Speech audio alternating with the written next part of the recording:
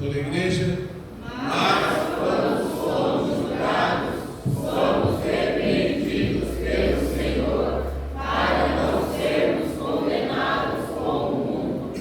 Senhor Deus, em nome de Jesus, nós queremos te louvar e te agradecer por tudo que já fizemos e participamos dessa noite, pelos louvores entoados, pela oferta devolvida a ti. Neste momento, ó Pai, nós estaremos ministrando a tua palavra. Se conosco, nos use, nos dê sabedoria, graça e unção, para que falemos e a tua igreja entenda e o teu nome seja glorificado. Se conosco, é que eu te peço em nome de Jesus. Amém. Amém.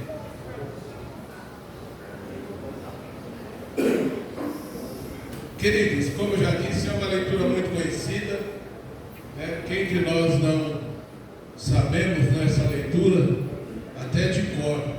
Às vezes a gente põe outra tradução, a gente até se perde, né? Porque é automático, né? Aí na tradução mais nova muda as palavras, a gente fica todo perdido. Mas a palavra do Senhor, ela é viva e ela é eficaz. A palavra do Senhor, ela não envelhece.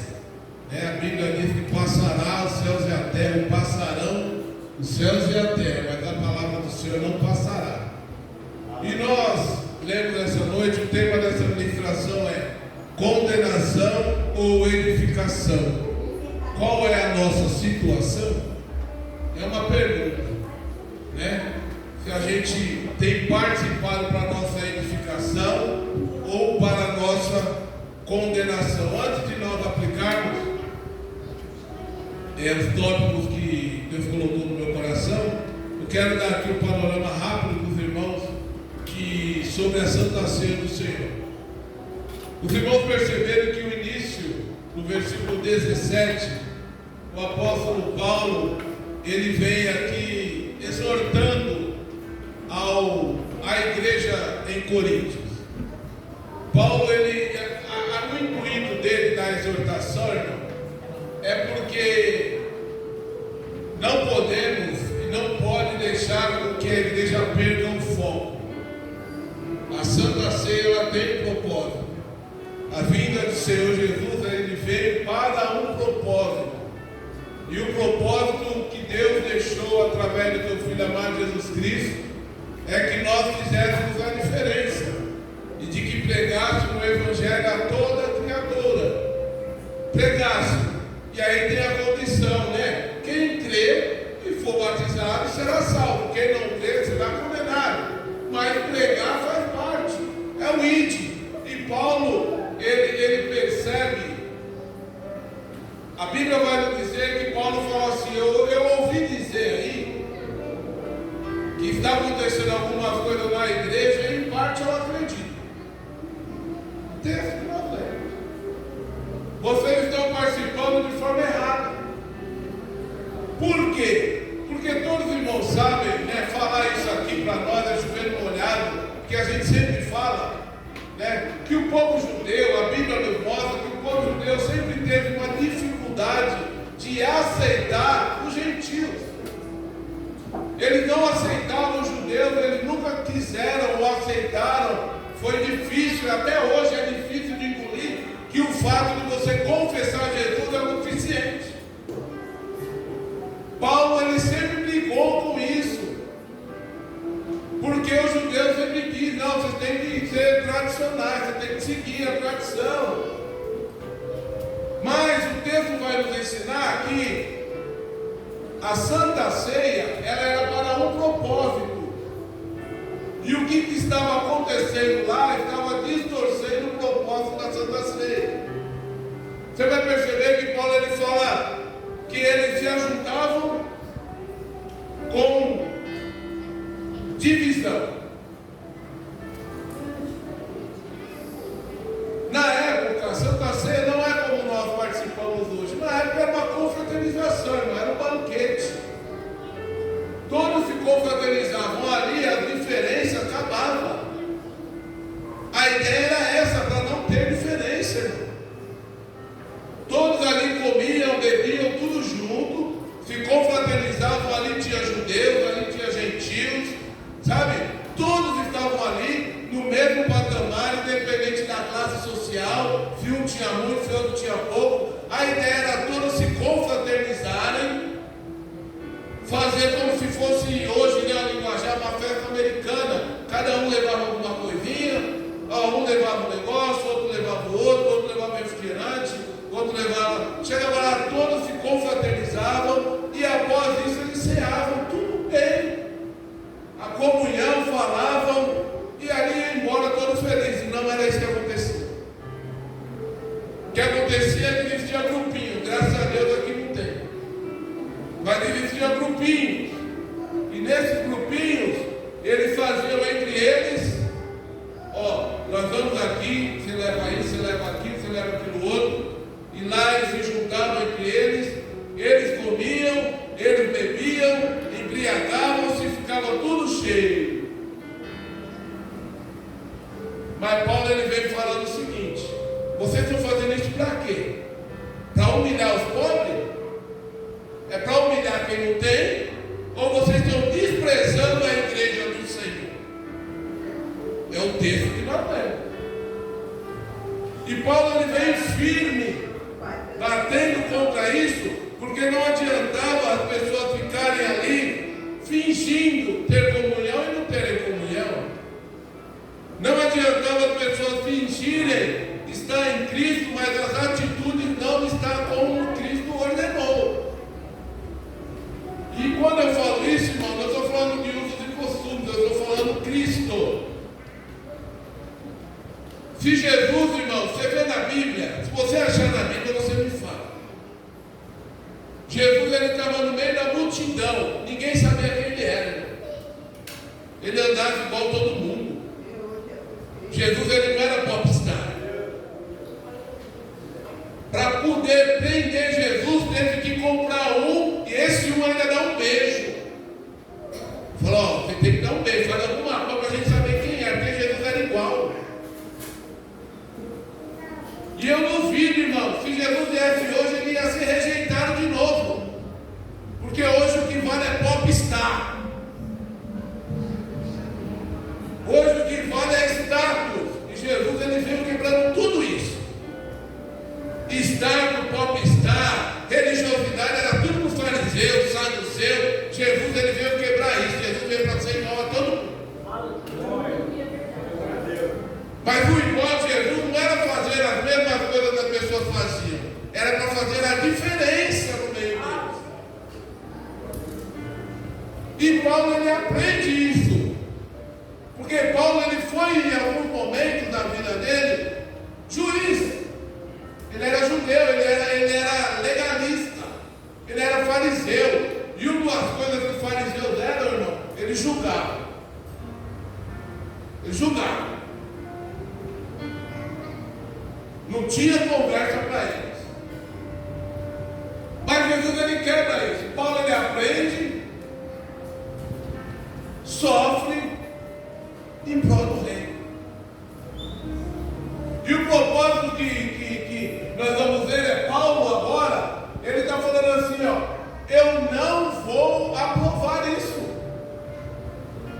Ele fala assim, nisso eu não vos louvo, nisso vocês não merecem elogio. Não merece elogio para discriminação. Não merece elogio para divisão. Não merece elogio para dissensões. Não merece elogio para vocês fazerem seus banquetes e vocês beberem, se embriagar-se e vocês pegar, comer, ficar tudo feliz e ir embora e os pobres sofrem. Eu não vou elogiar você. Paulo fala isso. Nisto eu não vos louvo. Isso é muito sério, irmão. Porque a gente lê a partir do versículo 23, a gente parece que não existe para trás, né? 22, 21, né? Parece que não existe. Mas a situação ali, para essa repreensão de Paulo, era muito séria. E eu não estou aqui para julgar ninguém, tanto é que o título é qual que é a nossa. Eu não falei a sua situação, eu falei a nossa, porque isso envolve a mim também. Eu já peguei as contas a conta de quantas Santa Ceia eu já participei na minha vida desde quando eu batizei. Você que é crente antigo sabe quantas você batizou? Você sabe, pastor Alexandre? Não dá, né? Não dá para saber. Mas será que todas essas vezes que nós participamos, nós somos edificados?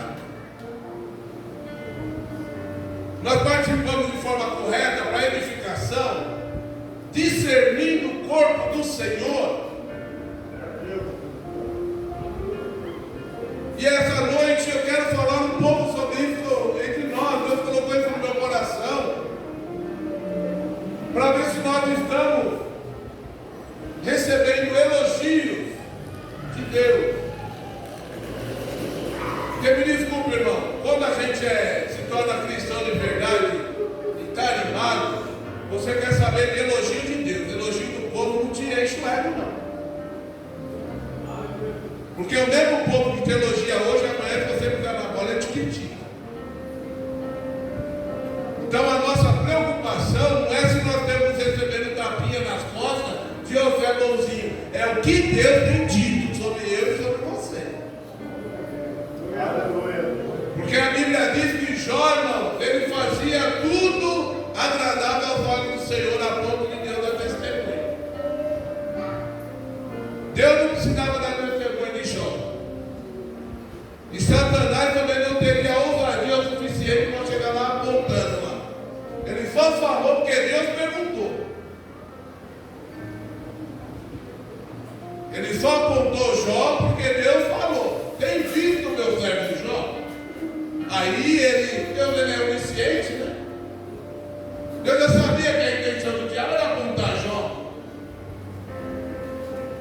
Então Deus já falou. Você tem visto lá Jó? Deus já tinha visto o diabo se andando, jogando seta, tentando parar Jó, tentando dificultar Jó, tentando nos negócios de Jó, e Jó sempre se mantendo fiel, Jó sempre se mantendo íntegro, e Deus observando tudo, e um dia aparece o diabo lá, e Deus já sabia, e o diabo já tinha tentado Jó de tudo que é forma, e não tinha conseguido sucesso. Deus falou para ele, parece que até veio, o diabo meio que lá, você viu lá meu servo Jó? Em outras palavras, não adianta, camarada. Não adianta você tentar ele, não adianta você colocar negócio para que ele faça coisa errada. Ele é íntegro, ele é fiel, ele não vai mudar. Aí ele quer criar uma situação. Deus conhece Jó. Deus fala assim para o diabo, vai lá, pode fazer, mas não mata ele, não toca nele.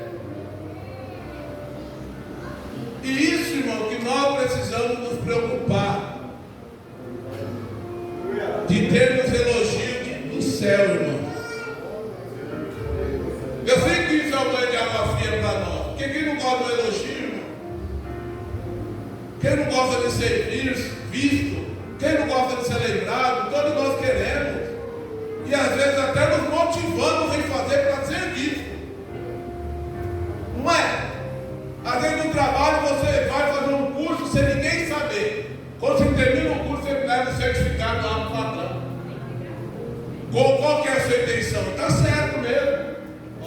Me qualifiquei, se tiver oportunidade, estou aí. Estou correndo atrás. Está certo. Mas no reino espiritual é diferente. No reino espiritual você é qualificado por Deus.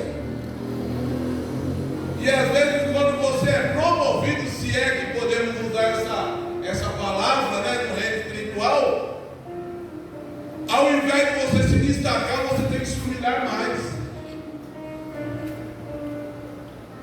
Quanto mais Deus te dá, mais você tem que se dobrar. Quanto mais Ele investe em você, mais você tem que servir. Não é ser visto, é servir. É diferente. E Paulo, ele está aqui escrevendo essa carta, e ele não está em Corinto, mas ele está preocupado com a igreja, porque não foi a igreja que ele instituiu lá. Não foi a motivação que ele deixou para os crentes de lá. Os crentes tinham perdido o foco, os crentes tinham perdido a visão do que era a Santa Ceia do Senhor. E aí nós vamos agora aplicar no primeiro tópico assim: primeiro você recebe, para depois você dá.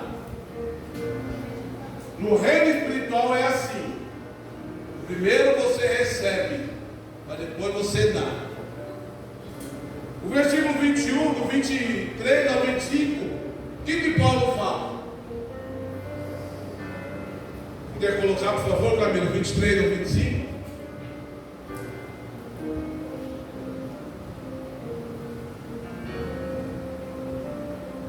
Porque eu recebi do Senhor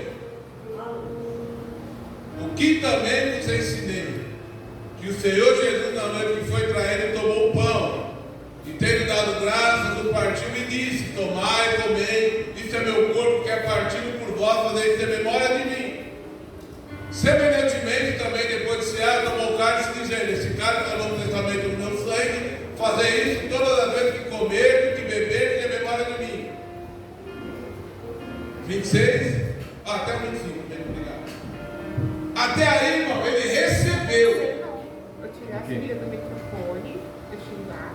Ele recebeu do Senhor o que ensinou. O que ele recebeu? Que o Senhor Jesus, na noite que foi para ele, tomou o pão e teve dado para aquele. Ou seja, Paulo precisou em algum momento sentar para aprender.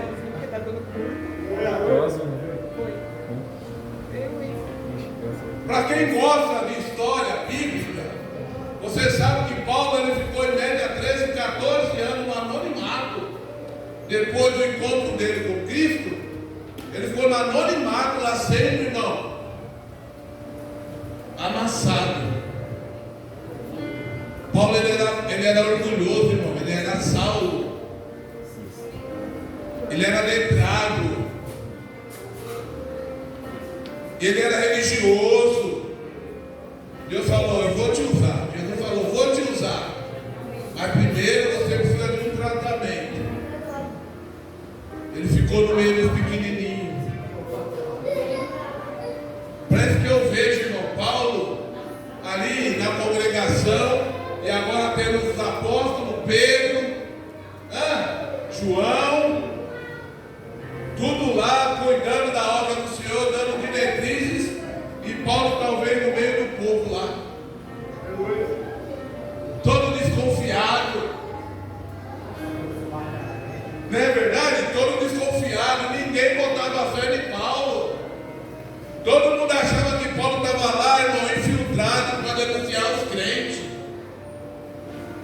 E passou-se um ano, passou-se 2 anos, passou-se 3 anos, passou-se 5 anos, passou-se 10 anos, e Paulo no meio da congregação lá, sem destaque algum.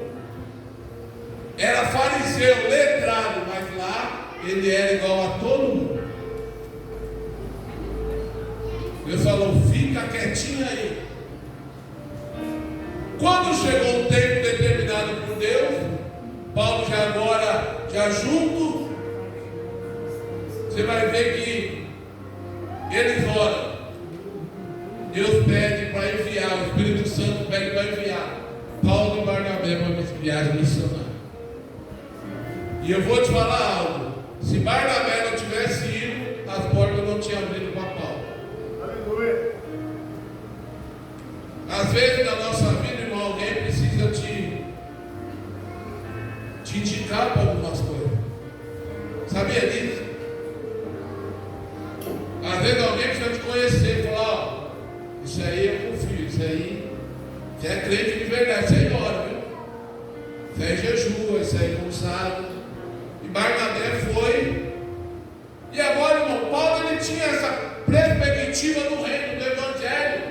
Ele foi o único, biblicamente, não estou falando atualmente, né? Atualmente tem um monte de apóstolo aí, né? Tem um monte de apóstolo aí.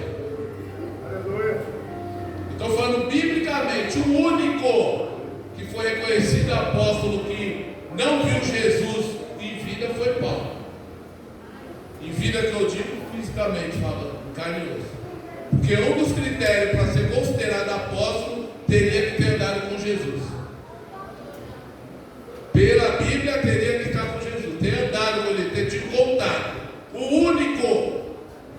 Bíblia reconhece como apóstolo que não andou com Jesus foi Paulo. Então ele tinha suas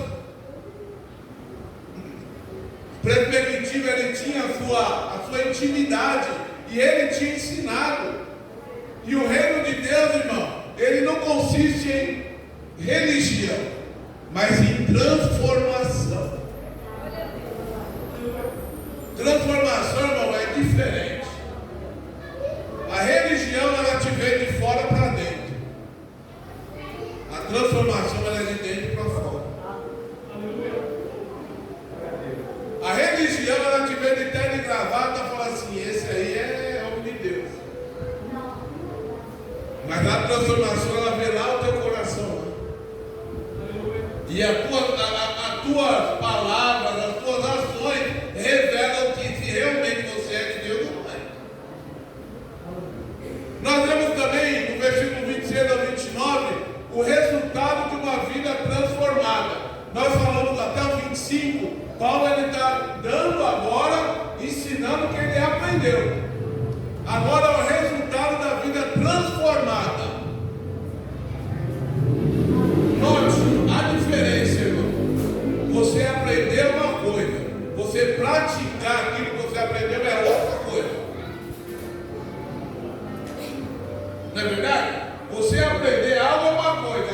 Quando eu fiz o curso técnico, eu tive um professor que ele falava assim: ó, vocês vão sair daqui com uma caixa de ferramenta, com um monte de ferramenta. Vai ter ferramentas que vocês nunca vão precisar usar na vida.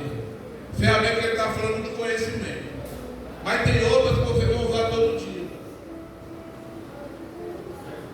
E eu confesso para os irmãos que ferramenta que ele diz de conhecimento no curso, as que eu não uso eu nem lembro mais. Eu me lembro das que eu uso de conhecimento. E aí agora, no versículo 26 ao 29, nós vamos ver Paulo, o resultado da vida transformada. E qual é o resultado? Ele já diz assim, ó: porque todas as vezes que comerdes esse pão e beberdes desse cálice, anunciai a morte do Senhor até que venha. Já é o resultado de ter aprendido do Senhor referente à sua vida, referente à tua morte e referente à sua ressurreição. Agora é o resultado. O que é? Anunciai a morte dele até que venha. Ou seja, o ide. O versículo 27 ainda continua assim: portanto, agora, olha só, irmão, olha só como você aprende, você tem a vida transformada. Não é mais por religiosidade, é por transformação. Ele fala assim, ó: qualquer que comer do pão e beber do cálice digno do Senhor indignamente, será culpado do corpo e do sangue do Senhor. Irmão, isso é aprendizagem. Isso não é entrar na mente da pessoa para fazer a pessoa virar religiosa. É para fazer a pessoa entender que agora ela faz parte de um corpo. E dentro desse corpo, você num corpo, irmão, tudo sofre. Um dedinho, irmão, no corpo, você pode estar lindo, de terno e gravata, a coisa mais linda, sapatão novo, mas se tiver com a unha encravada, teu corpo todo está doendo. A mulher pode estar, ó, até de escarpão. Escarpão, né? Tem escarpão, ela sabe. Isso é aquele sapatão, aquele sapato escarpão. Se tiver com a unha, irmão, se não fizer, você não fizer a cutícula do dedão, encrava, encavalo, sei lá como é que fala. Encrava. Irmão, acabou com a mulher. Você pode dar a melhor roupa, mas se não pagar a manicure, a pedicure. Irmão, você está entendendo fazer parte do corpo? Por isso do tema, edificação ou condenação. Eu faço parte do corpo, mas será que eu estou fazendo o corpo sofrer, irmão? Mas eu só sou uma unha, mas será que eu sou aquela unha encravada? Cabeça é Jesus, irmão. Cabeça é Ele. Eu estou falando aqui de corpo.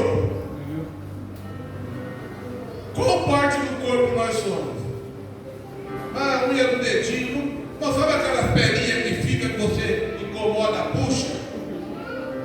Mas não dói, não fica ardendo, né? Quando você puxa aqui, mas dói, irmão. Não é só no dedinho, foi só uma pelinha. Foi só uma pelinha. Pois é, mas está no corpo, irmão. Sabe quando vai parar de doer? Quando cicatrizar ou se cortar. Você está entendendo por que às vezes a gente não consegue, a igreja não consegue engrenar? Você consegue entender porque muitas das vezes a igreja vai e não vai? Vai e não vai? Porque tem membros que não estão de acordo. Não sendo juiz, estou falando Bíblia, irmão. Nós estamos no corpo. Nós estamos no corpo. Não importa se você é dedo, se você é mão, se você é pé. Eu sou pequenininho, eu não tenho problema de ser o dedinho no pé. Não tem problema de ser aquele dedinho que ninguém quer. É o dedinho mais feio. Uma vez quando eu não quando ela falava assim, nossa, é linda, ninguém vai me vir de chinelo. O nosso que dedinho feio. Sabe que você falou que eu era lindo? Não, mas você vai olhar pro meu dedinho, foi para ela. Ela dá risada. Mas pro dedinho. Tanta coisa pra você olhar, você olha pro meu dedinho no pé. Uma vida, irmão, transformada não faz o corpo sofrer, irmão. É noite de nós pensarmos se eu estou sendo útil a ponto do corpo não sofrer. Eu já vou te avisando, ninguém pode ser arrancado. Nós não estamos aqui para arrancar ninguém do corpo, eu não tenho essa autoridade. Eu estou aqui para te conscientizar, porque enquanto você estiver ligado no corpo, tem resultado. Tem vida. Mas se cortar do corpo, irmão, vai apodrecer. Pode ser o dedinho no pé. Se você arrancar, olha, mas eu amo meu dedinho, tive que arrancar, guarda ele lá no seu guarda-roupa lá. Depois de 15 dias você pega lá seu dedinho bonitinho lá e vê como que ele vai estar. Tem que estar no corpo. A palavra não é para matar, a palavra é para dar vida. A palavra é para edificar e nos conscientizar de termos uma vida transformada para a glória de Deus. Chega de a gente pegar a carteirinha e achar que a gente é crente velho. Tem tantos anos aqui, e daí se não transformou, irmão? Qual que é a nossa função no reino? O Paulo fala aqui, anunciai a morte do Senhor até que venha. Mas como que eu anuncio com o microfone gritando aí na rua? Não, irmão. Seu jeito. A forma de tratar pessoas, a forma de tratar pai, a forma de tratar mãe, a forma de tratar patrão, a forma de tratar irmão, o vizinho, isso vai denunciar se você é transformado ou não. Nós, pastor, mas é sim, o evangelho é isso. O evangelho não é oba-oba. De eis que te digo, sua vida vai mudar e está tudo certo. Eu estou esperando promessa, irmão, ó. Estou orando a Deus para que essa semana meus olhos cumpram uma dessas promessas aí, porque está precisando. Quem não tem promessa aqui de Deus aqui? Todos, quem tem promessa? Já realizou todas, irmão? Isso te fez parar? Por quê? Porque você foi transformado. Para onde eu vou, Deus? Pedro falou para Jesus, para onde iremos nós? Se só não tem palavra de vida. Eu vou correr atrás de promessa lá, irmão? Vou dar caixa de promessa? Não, irmão. Eu vou ficar firme. No tempo dele vai dar certo. Mas eu preciso ter uma vida transformada. O resultado de ter a vida transformada é assumir responsabilidade com o reino do céu. É assumir responsabilidade com a igreja, com o reino do céu. É onde você estiver, o céu está ali te olhando, irmão. cima do telhado, trabalhando no sol quente. O céu está te olhando. Mas eu estou no porão lá, o céu está te olhando, porque você tem transformação e tem responsabilidade com Ele. E você sabe que estar em Cristo, irmão, é diferente. As coisas velhas se passam, eis que tudo se faz novo.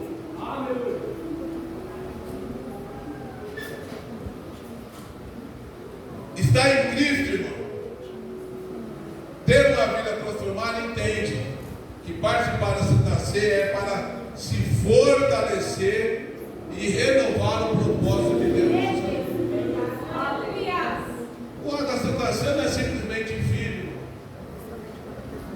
ele é muito mais do que isso, é se fortalecer. Dentro da Santa Ceia, diante do ato da Santa Ceia, a pessoa pode ser curada, a pessoa pode ser vivificada fisicamente e espiritualmente. Talvez tenha pessoa que chegou aqui espiritualmente está pegando, mas um pouquinho não vinha nem cear, mas veio, e você vai sair daqui renovado, porque a Santa Ceia ela te traz vida, ela te dá vigor. Mas precisamos entender que todos nós somos iguais, irmão. Concluindo, todos estamos sujeitos ao mesmo erro. Ah, pastor, mesmo erro. Qual que é o mesmo erro em comum para todo mundo? Pecado, irmão. Não tem pecadinho, pecado. Pecado é pecado. E a Bíblia diz que todos os pecados destituídos estão na glória de Deus. Todos, sem exceção. O único que resolve esse problema, que resolveu esse problema, foi Jesus. O problema do pecado foi resolvido em Jesus. Por isso que Jesus se teve sozinho na cruz. Porque agora ali o pecado está sobre ele. Ele não foi pecador. Ele não pecou. Mas ele levou os pecados nossos sobre ele. E Deus, ele é tão justo que ele não poupou nem Jesus, seu filho, por causa do pecado. Agora, Paulo está falando aqui no 31 e no 32. Olha como que Paulo, irmão, ele mudou. A vida agora dele é transformada. Eu falei que no início, Paulo ele era o quê? Um fariseu.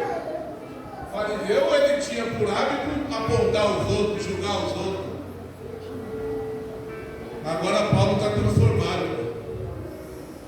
A vida dele mudou. E agora ele fala assim, ó, no versículo, e ele é um dos líderes da igreja. Está tratando o problema. Ele poderia ter apontado os coríntios, mas ele não fala isso. Olha o que ele fala no 31 e 32. Pois se nós julgássemos, porque se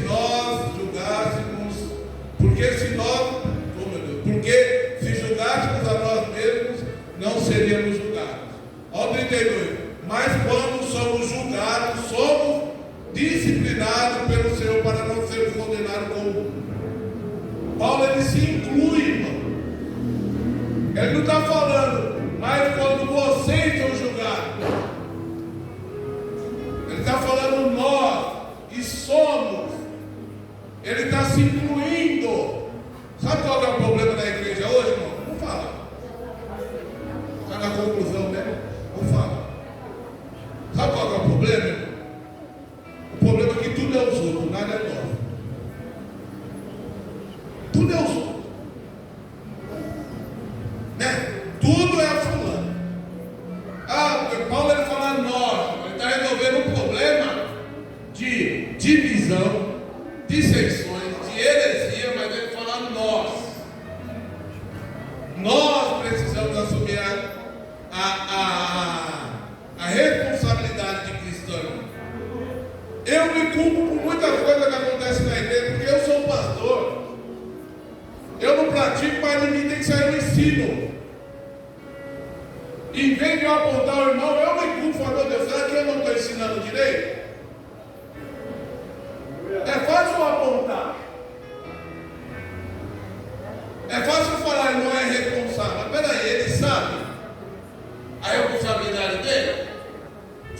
ensinado? Paulo ele está fazendo o quê? Ele está ensinando, irmão. Vocês estão tudo errado. Mas se nós nos julgássemos a nós mesmos, nós não vamos ser julgados. Mas quando somos julgados, nós somos repreendidos pelo Senhor. E ele fala o quê? Para não sermos condenados com o mundo. Jesus, Deus, ele não quer te condenar. Ele quer te dar vida. Ele quer, naquele grande dia, tocar no dedo, ele quer que a gente suba. Foi para isso que ele veio. Mas vai depender de nós. Ele era consciente de que estamos sujeitos ao erro. Mas ele também entende que mesmo ele na posição de líder, ele podia errar. Enquanto estivermos nessa terra, irmão, caminhando, nós estamos sujeitos a erros. E sujeitos até perder a salvação. Não vai nessa onda não de que eu sou predestinado a ser salvo. Vai nessa onda não. Chega tem que ter a manutenção da tua salvação. Exatamente. Precisa combater o bom combate, acabar a carreira e guardar a fé. A qualquer momento a gente pode dar uma patinada aí, cair e morrer, irmão. Carteirinha de 30 anos de crente vai ficar aí.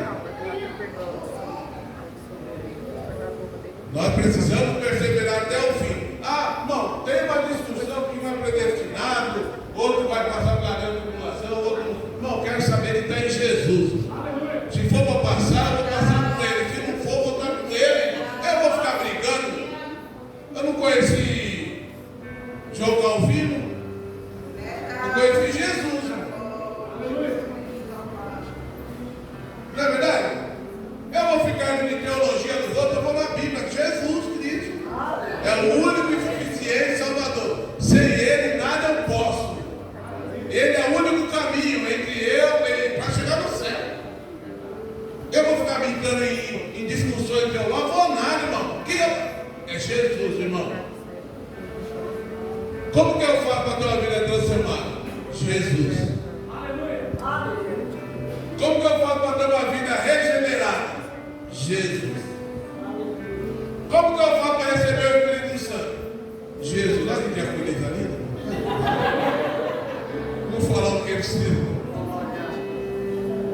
É Jesus. Se não for Jesus, irmão, nós estamos fadados ao fracasso. Mas nessa noite nós vamos trazer a memória daquilo que nos deu a nova aliança, que nos fez hoje sermos aceitos pelo Pai, que nós não poderíamos ser aceitos. Agora são duas. Agora acabou comigo. Aí, beleza? Aí. Nós estávamos fadados ao fracasso, mas Ele olhou.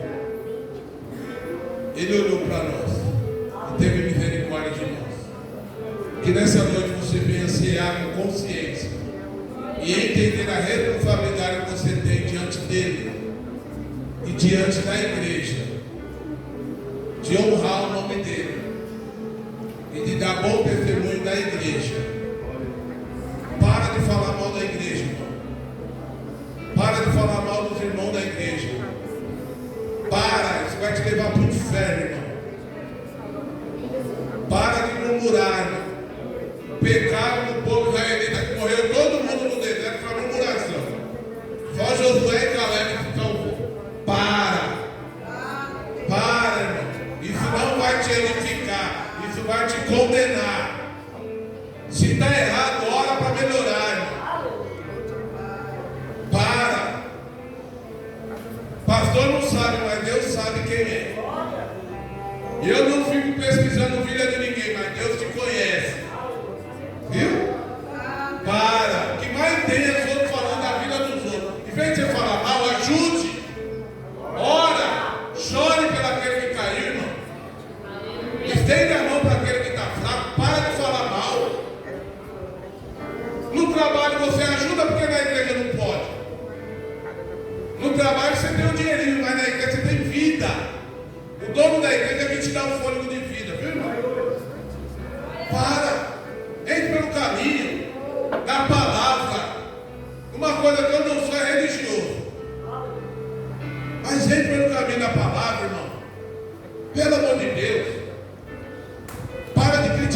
crítica para todo que é lado. Isso não está levando a